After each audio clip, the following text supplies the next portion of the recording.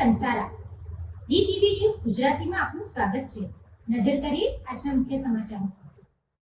અંકલેશ્વર નજીક નર્મદા નદી કિનારેથી એક યુવાનનો વિકૃત હાલતમાં મૃતદેહ મળી આવ્યો હતો।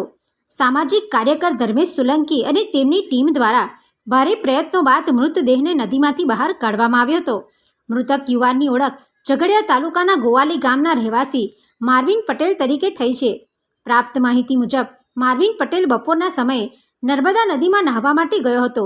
ત્યારબાદ તે પાણીમાં લાપતા બન્યો હતો।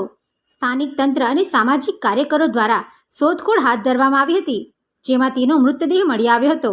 નોંધનીય છે કે છેલ્લા 2 દિવસમાં નર્મદા નદીમાં ડૂબી જવાના 2 અલગ અલગ બનાવોમાં 2 લોકોના મોત થયા છે, જેને લઈને તંત્ર દ્વારા નદી કિનારે સુરક્ષા બાબતે વધુ તકેદારી રાખવાની અપીલ કરવામાં આવી છે।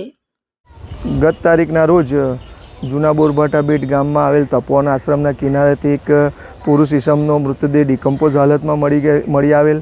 આજરોજ પણ એક યુવાનનો મૃતદેહ નર્મદા નદીના ગોલ્ડન બ્રિજવાળા કિનારેથી એક સડેલી હાલતમાં એક મૃતદેહ મળી આવેલો છે। એમ કરીને 2 દિવસની અંદર 2 મૃતદેહો નર્મદા નદીના કિનારેથી મળી આવેલ છે।